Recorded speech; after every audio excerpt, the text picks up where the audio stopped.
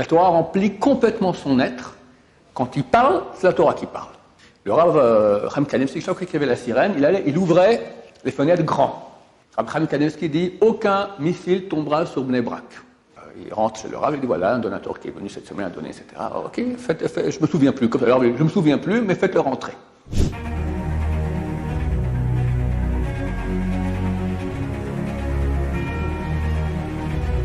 Ce jour dédié pour la réussite de la famille Smama, leur bonne santé, que Dieu réalise tous leurs souhaits pour le bien. Amen va Amen.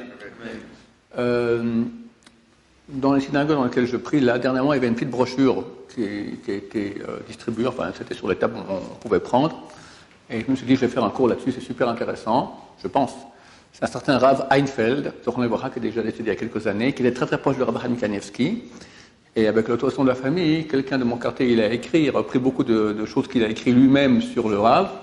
Et ça nous fait B'ezrat Hashem un grand chizouk et de Ilun Neshama pour le Rav Chaim Kanievski Zatzal. Son père, c'était donc, comme tout le monde le sait, c'est le Stipler, Rav Yaakov Israël Kanievski, un des grands de Torah, énorme.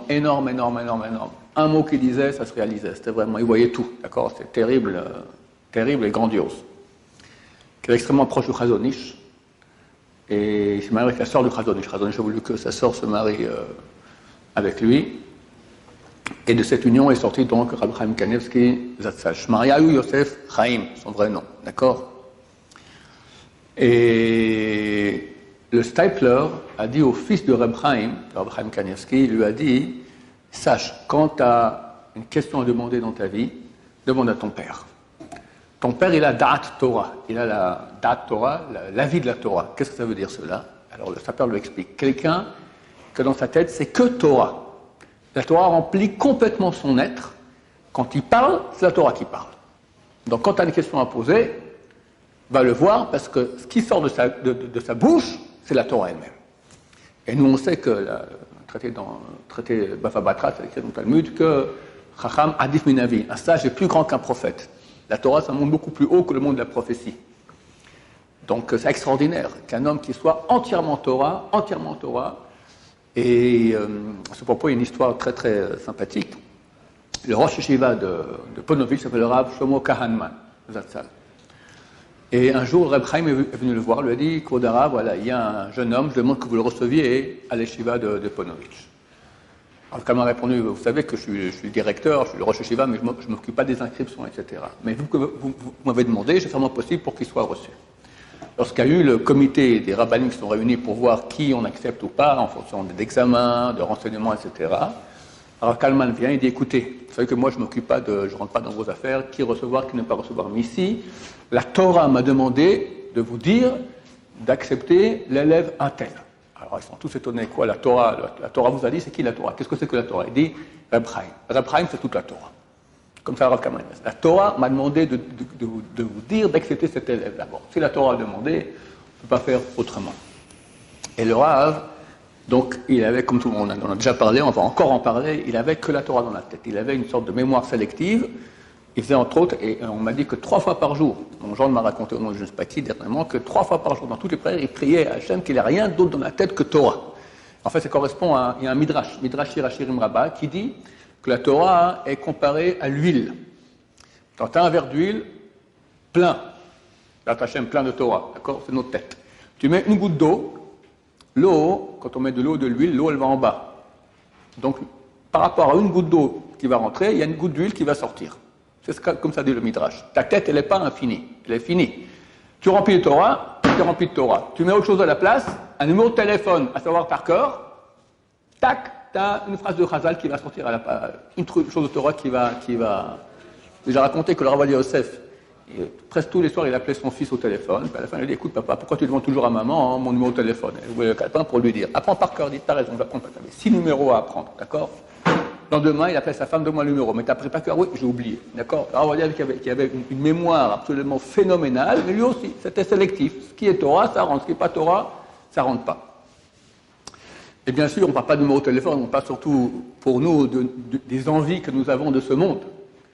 L'envie de ce qui est bon, d'accord, la nourriture, les femmes, soit regardées, ou quand même mariées, d'accord, la relation c'est une chose à laquelle quelqu'un peut penser, la paresse, l'amour du lit, le kavod, les honneurs, la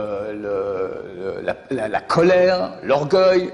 D'accord? Qu'est-ce qu'on a encore comme problème? La parlotte, on adore parler, perdre son temps, d'accord? Faire des promenades, etc. Tout ça sont des différents, etc. Ça, c'est à la place de la Torah. D'accord? On vient de dire maintenant dans le Rav, ce sont des écrans qu'il y a entre nous et Hachem. Il faut les enlever, il faut se rapprocher, progressivement bien sûr, pour avoir que Hachem dans la tête. Le Rav, il avait que Hachem dans la tête. Et le Rav Einfeld raconte, qu'on racontait, à propos du Rav Chaim Kanievski, après il a été vérifié, on racontait que un jour, le Rav, quand il est encore jeune, il a reçu un manteau. Il faut savoir que le Rav Kanievski et son père, sa père, étaient extrêmement pauvres. Beaucoup de gens ont voulu aider la famille. Il a dit, le Rav, sa père a dit, je veux pas. J'ai peur que l'argent ne soit pas propre. Il prenait pas d'argent, d'accord? Il est dans une précarité terrible. Et on a acheté un nouveau manteau pour Rav Chaim Kanievski. Ok, fantastique. Une question se pose. Normalement, quand tu as un nouvel habit, tu es content. Tu marques un Shulchan Aruch, tu fais la bracha Shehayanu, d'accord? Il va voir le Chazon Ish, son oncle, pose la question, écoutez Kvod Harav, moi j'ai pas de joie à porter un nouveau manteau, ça me fait rien du tout. Alors le Chazon Ish a commencé à l'enquêter. Rien de rien, c'est rien, t'as pas un petit plaisir quand t'as un nouveau manteau, il dit, rien. Bon, alors dans ce cas-là, tu fais pas la bracha, ou tu prends un nouveau fruit, tu rentres quitte, ou que quelqu'un fait la bracha en même temps sur un habit ou sur un fruit, tu rentres quitte, et tu portes l'habit comme ça. Reinfeld, et vous voulez vérifier si c'était vrai cette histoire-là. Alors, elle est à l'occasion comme ça, il demande, en général, il parle de quelqu'un qui a reçu un nouvel habit, mais aucune joie à le porter. Est-ce que c'est la bracha ou pas? Et le Rav Kamenski, il est tellement humble, il ne s'est pas dit qu'il pose la question sur moi. Parce que lui s'est dit, il y a beaucoup d'autres personnes comme moi qui, quand ils ont un nouvel habit, ça ne leur fait rien. Je ne connais pas ces gens-là, d'accord? Un type qui a un nouvel habit, il est content, d'accord? Des gens que ça ne leur fait rien, il est comme le Rav Kamenski, il n'y en a vraiment pas beaucoup. Le Rav n'a pas pensé qu'il était le seul au monde comme ça. Il dit, oui, une fois, quand j'étais jeune, j'avais la même question, je pose le Chazon Ish, et il m'a dit d'agir ainsi, etc. Donc, même il va pas dire oui, il va pas répondre. Il raconte sur lui-même du genre, rien du tout, d'accord? C'est un truc, une halakha commune. Un jour, ce Rav Einfeld amène un grand donateur d'Amérique. Il vient chez Reb Chaim, il lui fait un don. Dans la brochure, c'est pas marqué combien, mais un don super important d'argent en cash, d'accord? 100 000 ou 500 000, 2 millions de dollars, d'accord? Une somme énorme. Il doit, vous faites ce que vous voulez avec. Pour les pauvres, pour vos livres, pour vous-même, pour ce que vous voulez, d'accord? Ok, merci beaucoup, tout ça, il le bénit, hop, ils partent. Quelques jours plus tard, la même semaine, ce donateur rappelle le Rav Einfeld et dit, j'aimerais revoir le Rav si c'est possible. Ok, venez, on va rentrer chez lui. Et quand ils sont en route pour aller chez le Rav, il dit, sachez que le Rav, il ne se souvient pas de vous. Comment?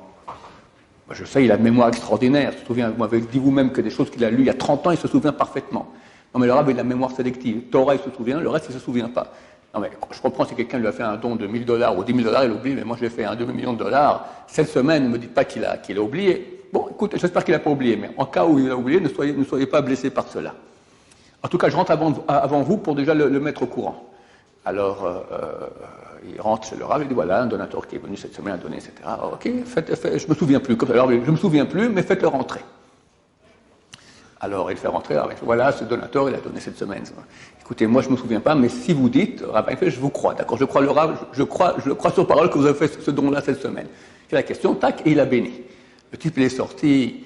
Alors, Rav Einfeld lui a dit, ne soyez pas blessés. C'est vraiment, je le dis, c'est pas de sa faute. Il fait, écoutez, au contraire. Si, pour un don pareil, après quelques jours, le Rav l'a oublié, c'est vraiment, ça veut dire que c'est un grand Torah. Donc une bracha de sa part, ça vaut des millions de milliards. C'est vraiment quelqu'un de gadol, c'est tout à fait unique au monde. Une chose pareille. Pendant la guerre du Golfe, 1991, Saddam Hussein envoie 39 Scuds dans la région de Bnei Brak. Ramat Gan, Tel Aviv, Gush Dan, on appelle. Rav Chaim Kanievski dit aucun missile tombera sur Bnei Brak. Effectivement, Baruch Hashem, aucun missile est tombé sur Bnei Brak. Il y a un qui est tombé tout proche. Alors, Einfeld a entendu très souvent cette histoire-là. On lui a dit, il y a un missile qui est tombé dans Bnei Brak. Non, c'est pas Bnei Brak. Dans Bnei Brak, aucun missile tombera. Et alors, Einfeld est allé sur place, il a vu qu'il est tombé à Ramat Gan, 15 mètres de la frontière de Bnei Brak. Pas dans Bnei Brak, juste à côté. Et quelqu'un est venu voir Rav Kanievski qui lui a dit, s'il y a un missile qui tombe dans Bnei Brak, alors elle a dit, tout le monde saura que je dis des bêtises, ils arrêteront de m'embêter, je pourrai étudier tranquille. D'accord? Le Rav, tout ce qui l'intéressait, c'était l'étude de Torah. Baruch Hashem, aucun missile est tombé dans Bnei Brak et aucun missile n'a fait aucun mort dans tout Israël. C'est pas que le Rav, il a promis que dans Bnei Brak, il y aurait dans tout Israël, mais non, aucun missile n'a pas pu faire. Mais aucun missile a explosé dans Bnei Brak et aucun missile a fait des miracles extraordinaires. Chaque missile possédait une charge explosive de 350 kilos. D'accord? On a vu des bâtiments entiers détruits, des photos comme ça, des gens dans le... Pas un mort, pas... Et où il y a eu un? C'était un ancien religieux qui a quitté la Torah et qui faisait celui qui organisait des manifs contre la Torah. D'accord? C'est un super anti. Lui, c'est le seul qui a été tué, et pas par le missile lui-même, crise cardiaque. D'accord? Peut-être qu'il était à l'extérieur, il a eu une crise cardiaque. Maintenant, le Rav, tout le monde lui demandait est-ce qu'on porte des masques parce qu'on avait peur que ce soit des missiles avec charge chimique. D'accord? Il y avait Donc nous, quand il y a eu la guerre du Golfe, d'accord, on n'allait pas dans les abris, on allait dans les chambres, étanches, on fermait la chambre là, avec de l'adhésif comme ça, on mettait des masques, comme ça on attendait, et on a de voir des petits nuages verts comme ça, Hashem Mishmor, d'accord, Baruch Hashem. Après, les officiers américains ont découvert 16 missiles chargés avec ogives chimiques, d'accord, ils n'ont pas été lancés, Baruch Hashem. Donc les gens rentraient dans les chambres étanches, fermées, etc. Le Rav Chaim Kanievsky, chaque fois qu'il y avait la sirène, il ouvrait les fenêtres grands. Les gens ont dit, c'est pour montrer à tout le monde qu'il n'y a pas de quoi avoir peur. Beaucoup de gens ont appelé de l'étranger, des parents d'élèves, nos enfants sont à Bnei Brak, les yeshivot, est-ce qu'ils doivent rentrer? Non, que tout le monde reste dans les yeshivot, il n'y a aucun danger, tout ira très bien. Ce que les gens ne savent pas, et ce que j'ai vu dans cette brochure, le Rav Einfeld a dit, c'est pas du tout parce qu'il n'a pas du tout ouvert les fenêtres pour montrer à tout le monde pour ouvrir les fenêtres, pas du tout pour ça.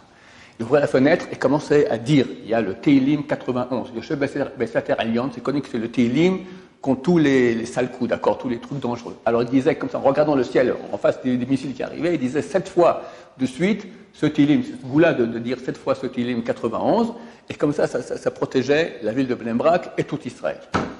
Et à cette époque-là, le Rav Einfeld, il rentre chez le Rav Chaim Kanievsky, il voit, il a les yeux tout rouges et des cernes. Alors il dit, qu'est-ce que vous avez? Les yeux tout rouges et des cernes. Il dit, écoutez, beaucoup de gens m'ont posé la question, je n'aurais pas dit, mais à vous, je vous dis. Il était très proche du Rav Einfeld, le Rav Chaim. Les deux étaient très proches l'un de l'autre. Il dit, écoutez, j'ai promis aux gens qu'aucun missile tomberait dans Bnei Brak. Et Israël aussi a besoin d'être aidé. Alors, je dois beaucoup prier. Il faut que je tienne ma promesse, d'accord? Donc je dois beaucoup prier. Maintenant, je ne veux pas prendre du temps de mon étude de Torah. L'étude de Torah, je ne touche pas, c'est kadosh. Donc je prends du temps sur mon sommeil pour pouvoir beaucoup plus prier. Il avait les yeux rouges et des cernes tellement il dormait peu pour prier pour un Israël qui n'a aucun missile. Baruch Hashem. Quelqu'un m'a demandé, alors jusqu'à quand est-ce qu'on doit porter des masques? Il a dit, pour Purim. Et à Purim, la guerre s'est arrêtée. En parenthèse, tout le monde s'attendait à ce que Mashiach vienne. Parenthèse, je ne peux pas m'empêcher de vous dire. D'accord, on voyait qu'on était parti, même Bush avait dit à Chirac, viens, je suis en train de faire Gog ou Magog au Moyen-Orient. Et nous, on était partis, le rabbin Sonossi avait dit, beaucoup disaient, Mashiach, il arrive. À Purim, tac, ça s'est arrêté. Quand ça a recommencé, Purim cette année, la guerre entre Poutine et l'Ukraine. Le jour de Purim, c'est là qu'il y a la première attaque cybernétique de la Russie contre l'Ukraine, et après ils sont partis en vraie guerre avec les tanks, etc. Donc nous, on espère que c'est la suite jusqu'à la fin, Bezrat Hashem. On espère. Le Rav Einfeld, le Alechem, était en deuil. Et Rav Chaim Kanievsky est venu, le Nachem, faire la mitzvah, de consoler les endeuillés. Le Rav Einfeld lui a dit qu'il faudra faire une bracha, parce qu'on a beaucoup de deuil dans la famille, et c'est très très bizarre, je ne sais pas ce qui se passe, c'est terrible. Le Rav a fait une bracha, il a dit vérifiez les mezuzot. Rav Einfeld a dit oui, non, on vient de vérifier il y a quelques mois, tout va très bien. Vérifiez. Ils ont vérifié, ils ont trouvé effectivement qu'il y avait des mezuzahs qui n'étaient pas cachères. Et de ce jour, toute l'épidémie de décès dans la famille s'est complètement arrêtée. Après qu'on ait trouvé, le Rav Einfeld ait trouvé cette erreur dans la mezuzah, il va voir le Rav Chaim Kanievsky, il dit vous aviez raison, il y avait vraiment une mezuzah qui n'était pas cachère. Et dernièrement, le Rav Kanievsky lui raconte, dernièrement quelqu'un est venu, il m'a dit, il a 5 enfants très réussis. Il n'arrive pas à les marier. Il y a des très bonnes propositions, tout ça, mais ça ne marche pas, tout s'arrête. Alors je lui ai dit, vérifiez les mezuzot. Il m'a dit, mais on a vérifié il y a quelques mois, tout va très bien. Ça coûte rien, revérifier, d'accord? Ils ont vérifié, trouvé dans le mot Benechem, vos enfants, 5 lettres. Il y avait, la mezuzah était coupée, donc toutes les lettres ne valaient rien. 5 enfants. Ils ont pris une nouvelle mezuzah, ils l'ont mis à la place. La même année, les 5 se sont fiancés. Extraordinaire. Le Rav Einfeld a eu un beau jour des douleurs au genou, et ça leur sont plus parce que ça devient insoutenable. Ils ont fait des vérifications, il faut opérer. Alors il va voir les médecins, etc. Tout à la fin, il va voir Reb Chaim. Il lui dit, pas besoin d'opérer, ça partira tout seul. Bon, si le Rav a dit comme ça, on arrête tous les médecins, encore un peu de douleur de 3 jours, et hop, tout à coup, c'est parti, pour rien du tout. Plus tard, ce même Rav Einfeld commence à avoir des problèmes de cœur. Alors, il va voir le médecin, il lui donne des pilules, etc. Puis il veut partir en Amérique. Et il va voir le médecin, il lui dit, qu'est-ce que vous faites en Amérique? En Amérique, je travaille entre 12 et 15 heures par jour, je vais d'endroit en endroit pour faire des donateurs, etc. Pour vous, c'est piquoir nefesh. Danger de mort. J'interdis que vous partiez en Amérique. Top, ok, le médecin interdit, terminé. Il va voir Reb Chaim, il lui dit, vous pouvez y aller, Atzlacha et Refoua Shlema. Il le bénit aussi de Refoua Shlema, de bonne guérison. Alors là, il raconte qu'il a pris l'avion lorsqu'ils ont décollé, comme ça va un peu mal au corps. Il a pris une pilule, c'était la dernière pilule qu'il a prise de sa vie. D'accord? Il était complètement guéri après, terminé, tout s'est bien passé, jusqu'au jour de sa mort, quelques dizaines d'années plus tard. Un jour, Rav Einfeld amène chez Reb Chaim Kanevsky un grand donateur d'Amérique. Le grand donateur pose la question au Rav, est-ce qu'il m'est permis de donner plus de 20% de mes gains? 20%, c'est très bien de donner 20. 10%, il faut donner. 20%, c'est pas obligatoire, mais c'est très bien, c'est le chomesh. Est-ce qu'on peut donner plus? Il y a un takana, un décret des sages de Houcha qui ont dit que celui qui donne pas plus de 20%. Parce qu'après, il va être pauvre et alors c'est lui qui va être une charge pour le public. Alors le Rav Chaim lui dit que le Chavetz Chaim a écrit son livre Avat Chesed, là-bas il parle beaucoup d'Aslaka, il dit il y a beaucoup d'autorisations des cas où on peut autoriser à quelqu'un de donner plus de 20%. Et il sourit comme ça. Et le donateur il sourit, Rav Einfeld il sourit. Tout d'un coup le Rav Chaim Kanevsky devient très sérieux et dit mais quelqu'un qui est un pécheur, il a l'obligation de donner plus de 20%. Il répète, mais un pécheur, il a l'obligation de donner plus de 20%. Le type devient tout blanc, tout rouge, tout vert, et il sort comme ça. Le donateur demande au Rav Einfeld, dites-moi, il me connaît le Rav? Vous n'avez jamais vu? Vous avez dit qui je suis? Non? Vous ne vous même pas présenté. Bon. Il était super en réflexion sur lui-même. Rav Einfeld raconte que pour finir, il s'est avéré que c'était un très grand pécheur ce monsieur, et Reb Chaim lui a fait une petite remontrance sympathique, et le Rav lui a dit le verset de Yov, qu'un homme donne tout ce qu'il a pour sauver sa peau. D'accord? Donc bien plus de 20%. Donne tout ce que tu as pour que tu puisses sauver ta peau des péchés terribles que tu as faits.